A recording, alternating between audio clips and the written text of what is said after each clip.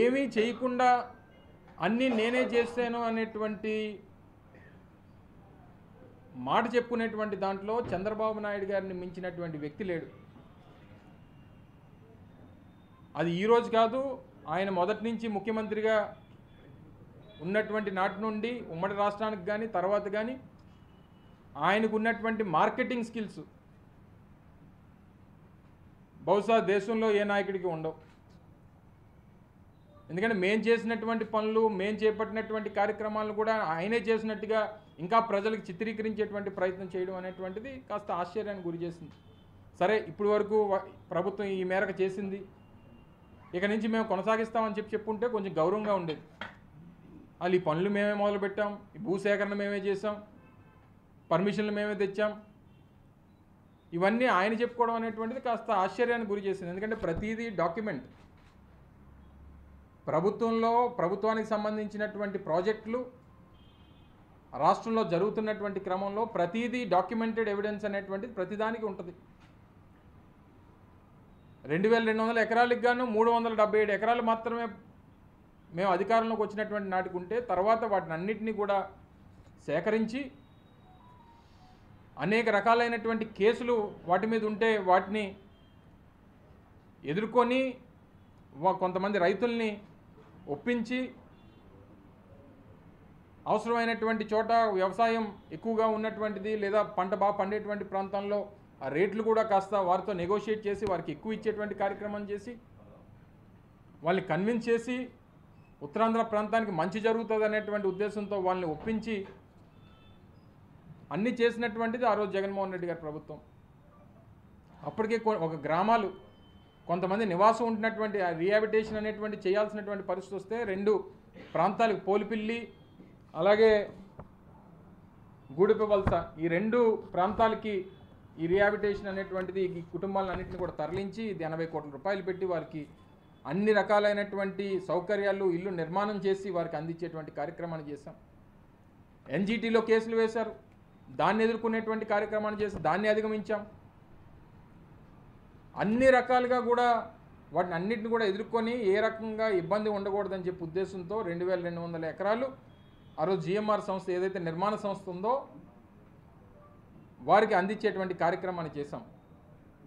ఈరోజు పనులు ఇంత పెద్ద ఎత్తున నిరాటంకంగా జరుగుతూ ఉన్నానంటే ఇవన్నీ సహజంగా ఏ నిర్మాణం ప్రాజెక్టులకు సంబంధించి జరగాలన్నా అన్ని రకాలైనటువంటి అనుమతులు లేకుండా ఏ రకంగా ఏ నిర్మాణం ఎవరైనా ఒప్పుకుంటారు? అలాగే కేంద్ర ప్రభుత్వానికి సంబంధించినటువంటి సంస్థలు ఏదైతే ఇండియా ఫర్ సావరెన్ సర్వీసెస్ కానీ వారితో అగ్రిమెంట్ కానీ, అలాగే air navigation services airport authority of ఇండియాతో కానీ,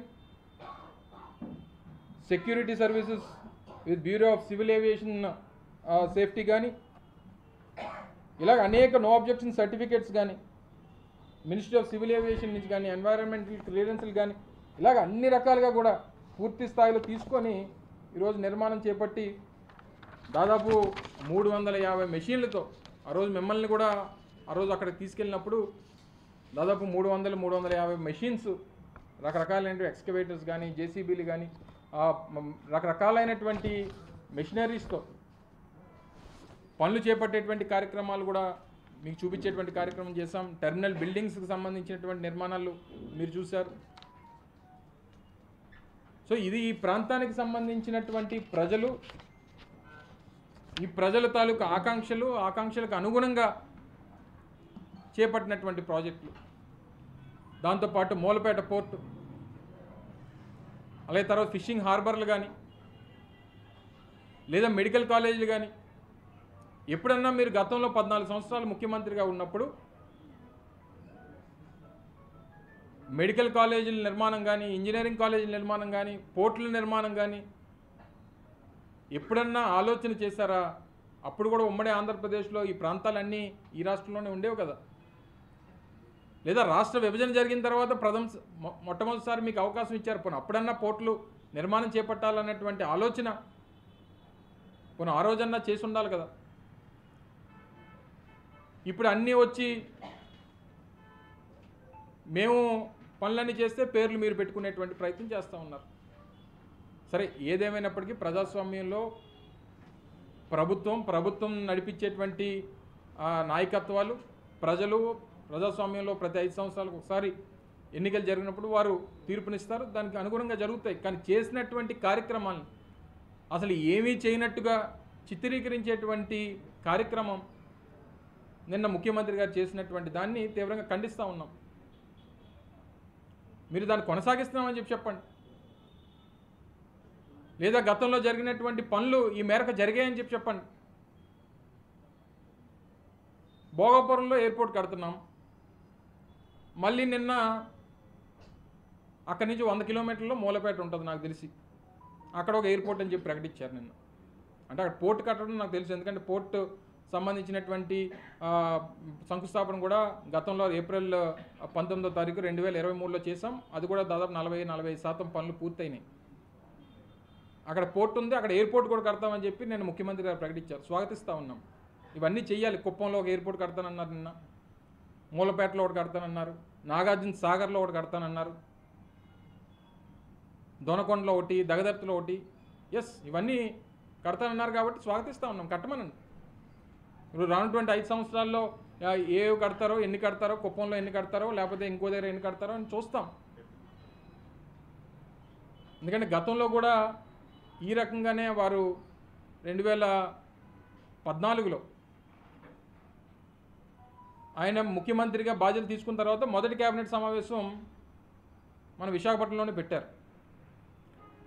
ఆంధ్ర యూనివర్సిటీ వేదికగా వారు కేబినెట్ సమావేశం పెట్టి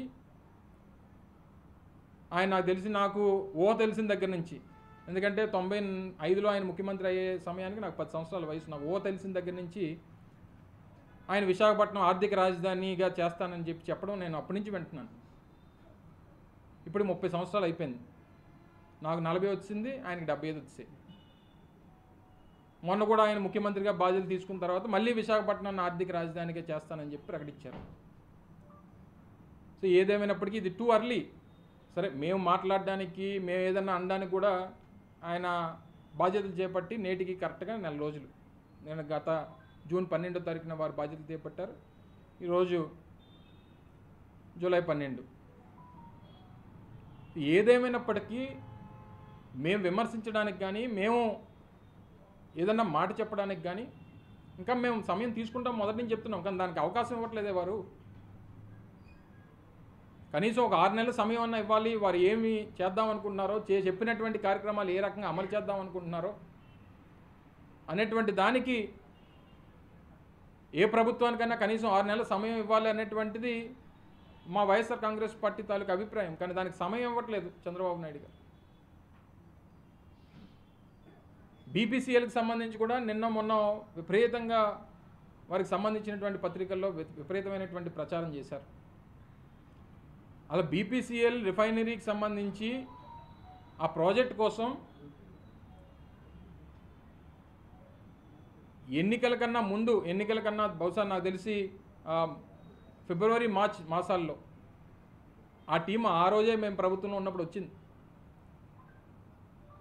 సరే, మేము ఏం చెప్పినా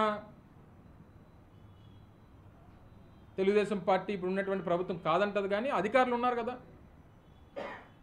ఇప్పుడు పరిశ్రమల శాఖ కార్యదర్శిగా ఉన్నటువంటి యువరాజ్ గారు వారు ఉన్నారు. గతంలో ఏపీఐసి ఎండీగా, అలాగే కమిషనర్ ఇండస్ట్రీస్గా పనిచేసినటువంటి ప్రవీణ్ కుమార్ గారు ఉన్నారు. వీరందరూ అప్పుడు వచ్చినటువంటి బీపీసీఎల్కి సంబంధించినటువంటి అధికారులను తీసుకొని వెళ్ళి, నేను ప్రాంతాల పేర్లు చెప్పను కానీ రాష్ట్రంలో కొన్ని ప్రాంతాలు విజిట్కి వారిని తీసుకెళ్లారు లేదా అడగండి ఒకసారి.